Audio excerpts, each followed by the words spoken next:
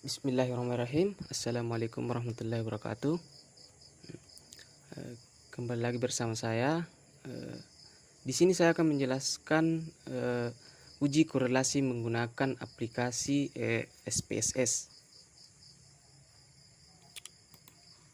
Di sini kita masuk di pembahasan yang pertama, uji korelasi person.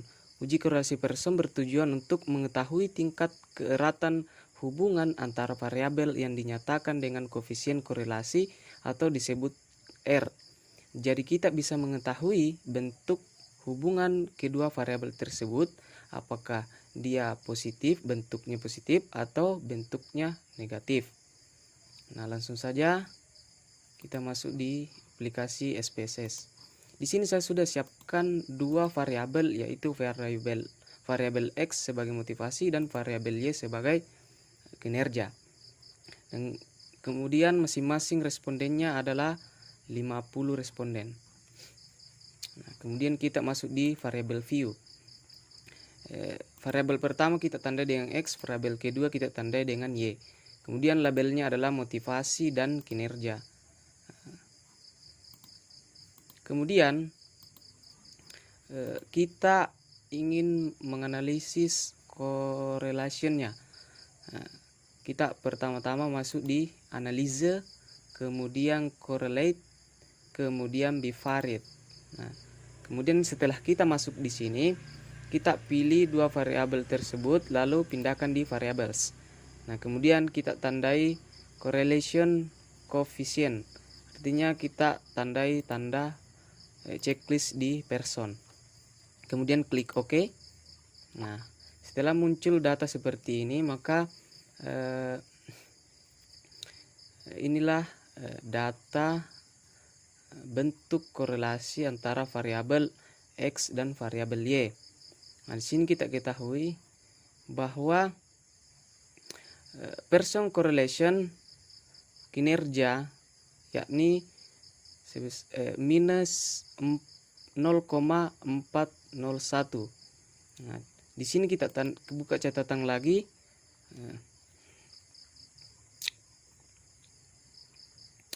Di sini menjelaskan bahwa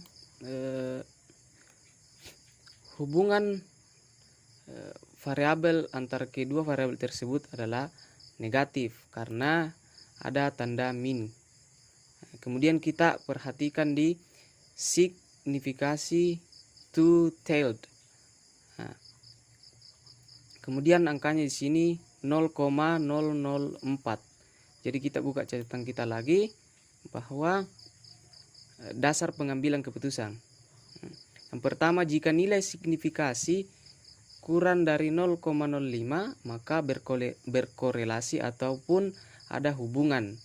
Nah, di sini kita tandai bahwa korelasi antara variabel X dan variabel Y di sini menunjukkan bahwa dia berhubungan atau dia berkorelasi. Nah, kemudian di sini kita pedoman derajat hubungan. Nah, apakah dia masuk di pedomannya mana? Di sini kita lihat bahwa nilai dari person correlation motivasi dan kinerja di sini adalah sebesar min 0,401. Jadi kita tunjukkan bahwa dia berada di korelasi lemah karena nilai person correlation di sini 0,21 sampai dengan 0,40. Jadi di sini nilai korelasinya adalah 0,401. Jadi dia masuk di penderajatan hubungan di korelasi yang lemah.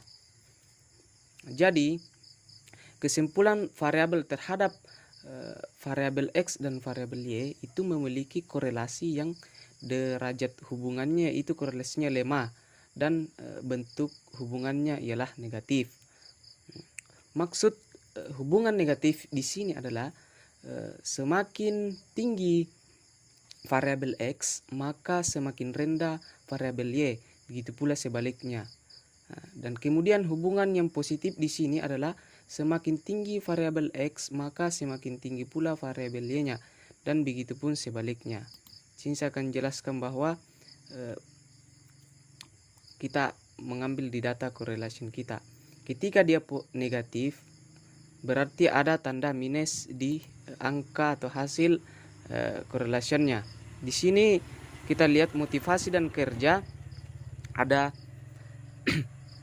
tanda min atau minus. Jadi data tersebut negatif. Kemudian contoh dari hubungan negatif itu adalah semakin tinggi variabel X, semakin tinggi motivasi, maka semakin rendah kinerja. Begitu pula sebaliknya, semakin rendah motivasi, maka semakin tinggi kinerja. Baik, itu untuk uji korelasi menggunakan SPSS.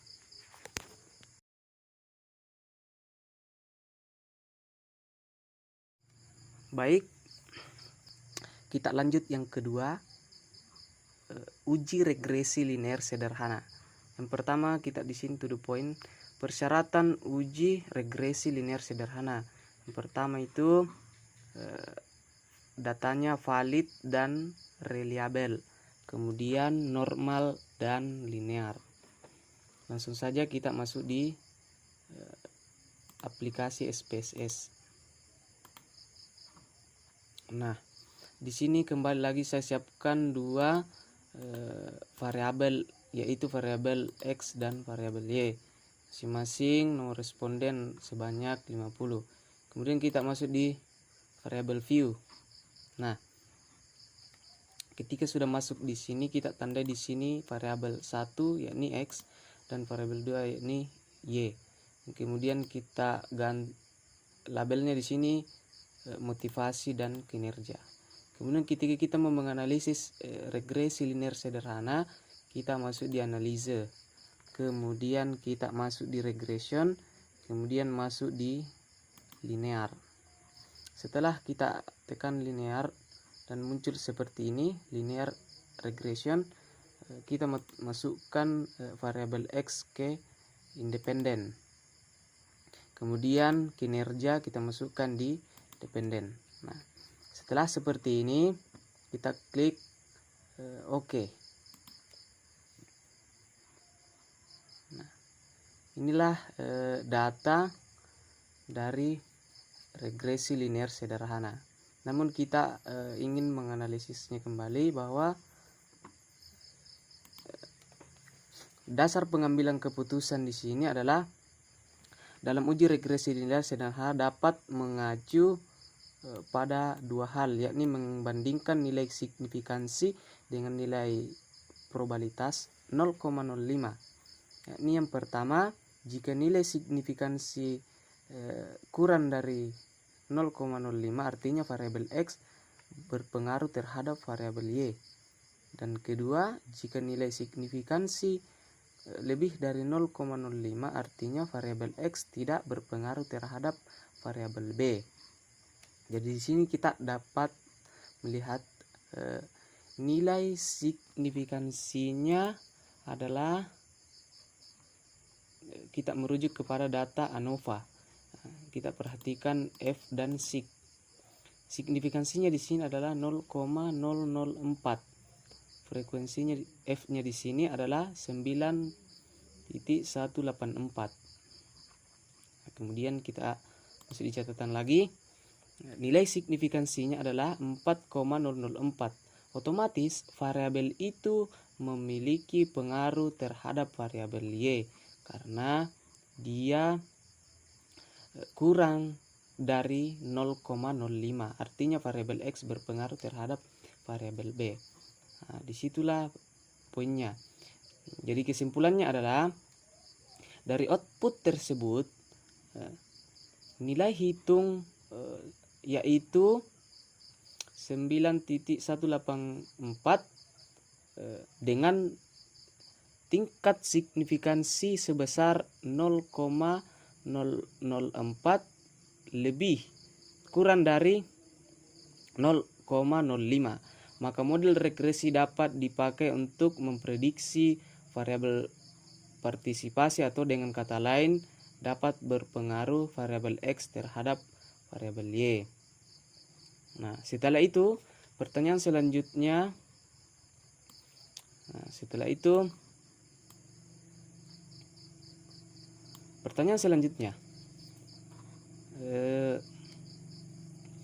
seberapa kuatkah variabel X terhadap variabel Y? Apakah dapat dipresentasikan? Nah, untuk data ini kalian bisa lihat model summary. Perhatian R di situ tertulis 401 dan R square 161. Kita bisa lihat di data ini. Kita lihat di model summary.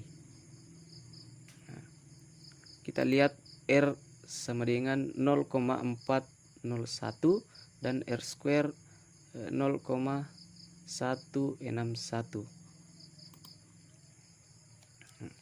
Jadi tabel di atas menjelaskan hubungan korelasi R, yaitu sebesar 4,01